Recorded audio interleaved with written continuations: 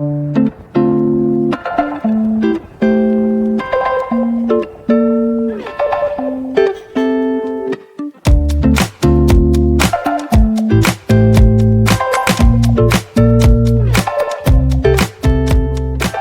trasladamos a Daroca, una de las 4 estaciones meteorológicas centenarias en España, reconocidas por la Organización Meteorológica Mundial.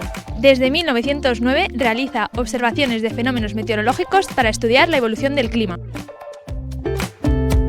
Estamos con Yolanda, la encargada del Observatorio de Daroca desde hace ya 30 años.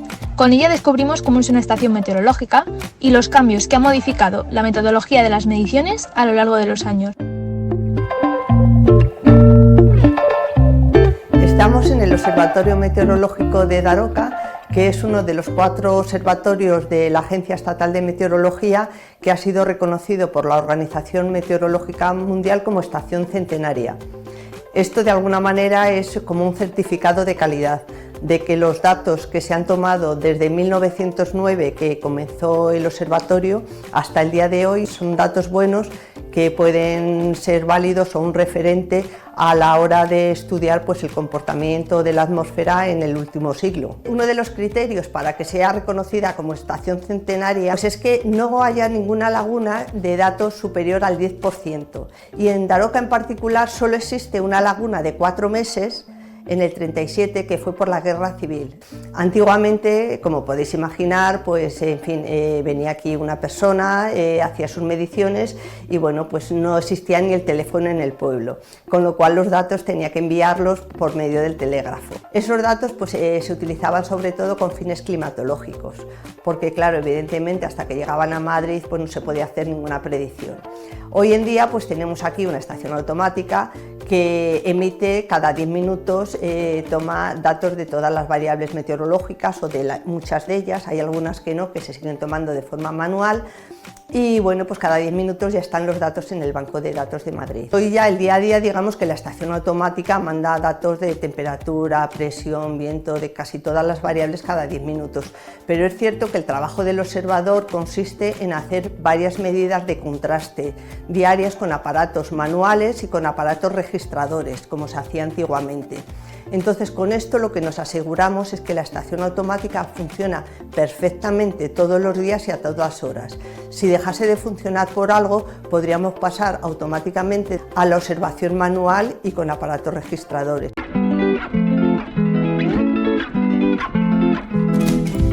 Todos los aparatos de intemperie para medir la temperatura los tenemos dentro de esta caseta que se llama garita meteorológica, y entonces aquí está tanto el sensor de temperatura de la estación automática como los manuales, que sería el termómetro ordinario de mercurio, este termómetro que está mojado y por la diferencia de los dos calculamos la humedad, y tenemos también este aparato registrador que nos registra durante todo el día, las 24 horas del día, por un lado la temperatura y por otro lado la humedad.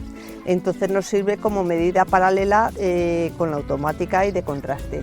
Este aparato, la verdad que llevan funcionando desde 1950 o así, son muy fiables.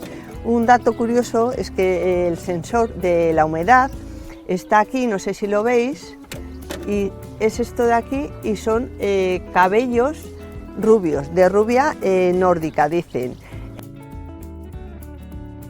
Entonces, en función de lo que se dilate más o menos el cabello, nos marca aquí, mediante un juego de palancas, la humedad, más humedad o menos humedad.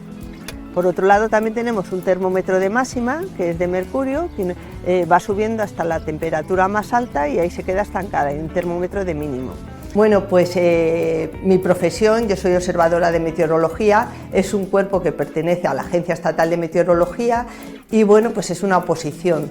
Entonces, bueno, cuando empezó el observatorio en 1909, sí que fue una época en la que a nivel estatal se creó una red muy tupida de observatorios. Aquí en particular, en esta zona de Aragón, hubo un escolapio, aquí tenemos al lado el Colegio de Escolapio, que fue el que fundó el observatorio. Y durante muchos años fueron los padres escolapios los que se encargaron de la observación.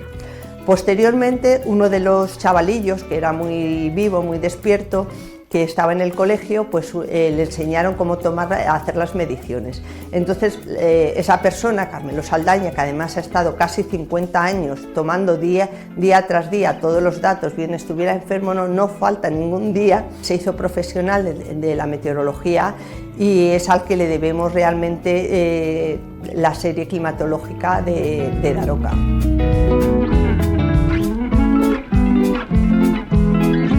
En Daroca hay datos desde 1909. Entonces tenemos aquí el archivo, entonces bueno, son estos cuadernillos en los que está todo perfectamente anotado y luego digamos que de respaldo tenemos los aparatos registradores en los cuales vemos que realmente estos datos están bien tomados. No soy ninguna experta en cambio climático ni mucho menos, pero sí que es cierto que, por ejemplo, en Daroca el año más cálido en los últimos 115 años fue el año 2022, que además bueno, fue el más cálido a nivel nacional también, seguido del 2023 y en particular los 10 años más cálidos de toda la serie de Daroca han tenido lugar en los últimos 25 años. Y curioso también, por ejemplo, en el 2010 se hizo un estudio de las temperaturas en Daroca y solo se habían superado los 40 grados en una ocasión. Y a partir del 2010 hemos superado los 40 grados en 8 ocasiones. O sea que sí que se ve que van subiendo bastante las temperaturas.